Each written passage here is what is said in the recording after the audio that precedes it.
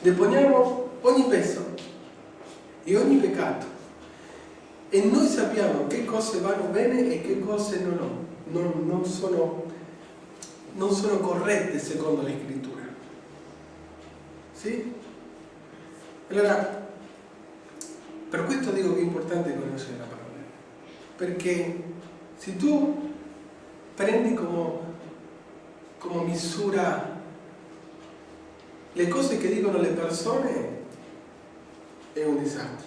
Se tu prendi le parole di altre persone, forse un po' spirituali, puoi migliorare, ma non sarai 100% nella via giusta. Ma se noi leggiamo questa scrittura, studiamo questa parola e scopriamo come è Dio, come la pensa Lui, come è il suo cuore, tutto cambia. Tutto cambia. Sì, allora tu dici, Signore, guarda, so che devo fare questo, so che mi devo congregare, so che devo fare parte di una chiesa, di una comunità, di un centro cristiano. E allora tu stai cercando di vivere la tua vita secondo la scrittura.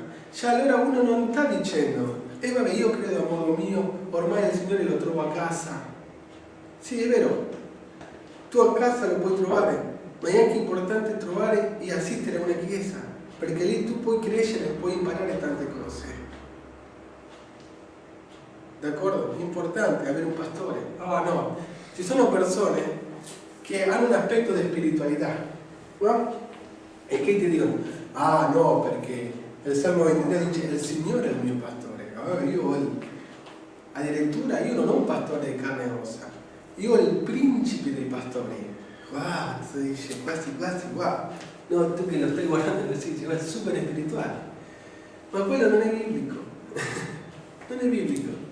È una scusa per non sottomettersi a un'autorità. Perché il Signore ha stabilito dei pastori. Altrimenti che figura facciamo? A che cosa serve il ministero pastorale? Perciò bisogna vivere secondo la scrittura e ci dobbiamo lasciare guidare dallo Spirito Santo. Sì? C'è lo Spirito di Dio che ha ispirato questa scrittura e lo Spirito Santo abita in noi che crediamo e non possiamo sbagliare.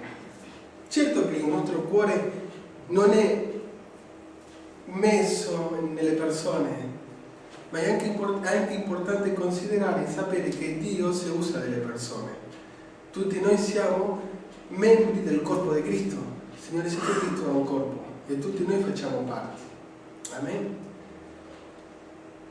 D'accordo? E la grazia di Dio opera quando c'è unità. Il Signore ti guiderà.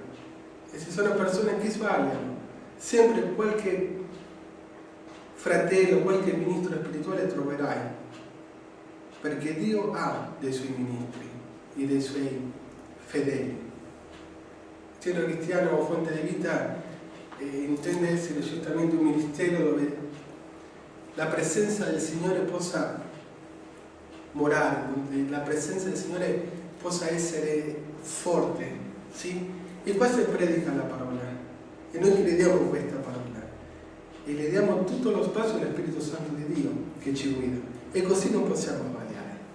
Amen? Ringraziamo il Signore che si prende cura di noi, perché noi siamo le sue pecore e il Signore conosce quelli che sono suoi. Amen? È un privilegio appartenere al popolo di Dio.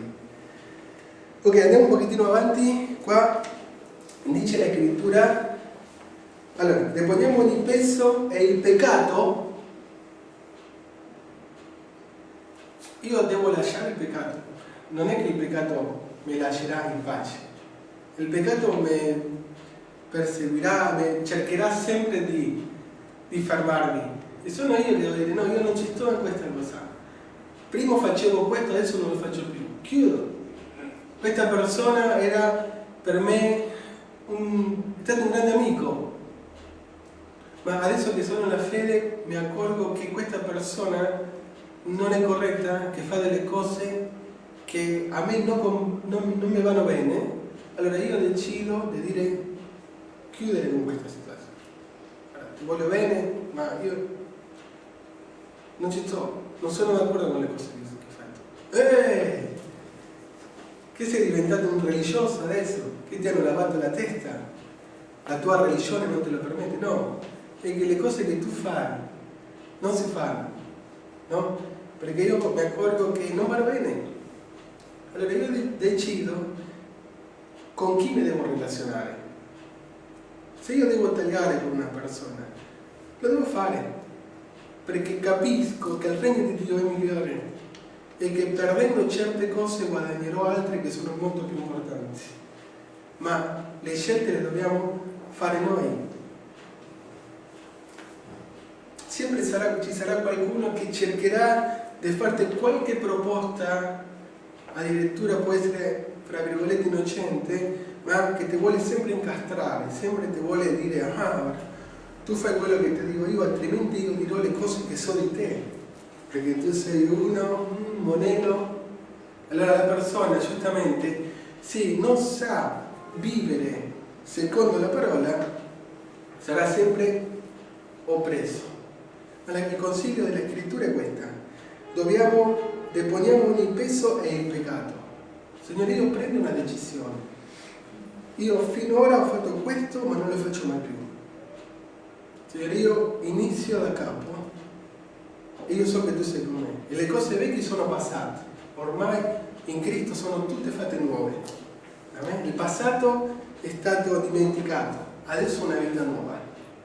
L'Apostolo Paolo era uno che Saulo di Tarso perseguitava i credenti, ma quando lui ha avuto un incontro con il Signore Gesù Cristo, la sua vita cambiò.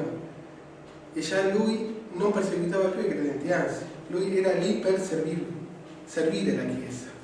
Ok? C'è un prima e un dopo. Sempre ci sarà nelle nostre vite un momento di trasformazione. Ma noi non possiamo lasciare passare l'opportunità, perché il Signore ci chiama. Forse domani è troppo tardi. Se il Signore ti chiama oggi, non chiudere il tuo cuore. Non dire, vabbè, poi vediamo, ormai sono troppo giovane, ormai ho tanti progetti. No, fermati e tu considera che oggi è il tuo momento, perché tu domani non sai se ti sveglierai. Ok? Dobbiamo scegliere. Il Signore ci chiama a vivere una vita secondo la sua volontà. Amen? Poi dice, deponiamo ogni peso e il peccato che così facilmente ci avvolge. Il peccato così facilmente, no? Sempre trovi una situazione che ti vuole allontanare dal Signore. Dove lascia la Chiesa? Approfitta che c'è un tempo di abbondanza, vai a lavorare, fai qualche straordinario, lascia la Chiesa, lascia una domenica, ormai niente ci fa. E fare questo è perdersi un'opportunità, perché noi dobbiamo capire questo, fratelli, che è molto importante. La domenica è il giorno del Signore e noi non possiamo compromettere la domenica. Cioè, se uno si trova in una situazione che per forza deve fare certe cose, le fa. Ma se uno ha la possibilità di scegliere, la domenica noi non dovremmo fare niente, perché è il giorno del Signore e noi dobbiamo dedicare la domenica per Lui. Ma lo dobbiamo fare noi, non lo farà il Signore per noi. Siamo noi che dobbiamo decidere di farlo. Amen? Un esempio. Ok, e poi dice, alla fine del versetto 1, dice così: e corriamo con perseveranza la gara che ci è proposta. Tutti noi abbiamo una gara. Sì? Tutti noi abbiamo una gara. Ci è proposta questa gara. E noi dobbiamo correre. Come dobbiamo correre?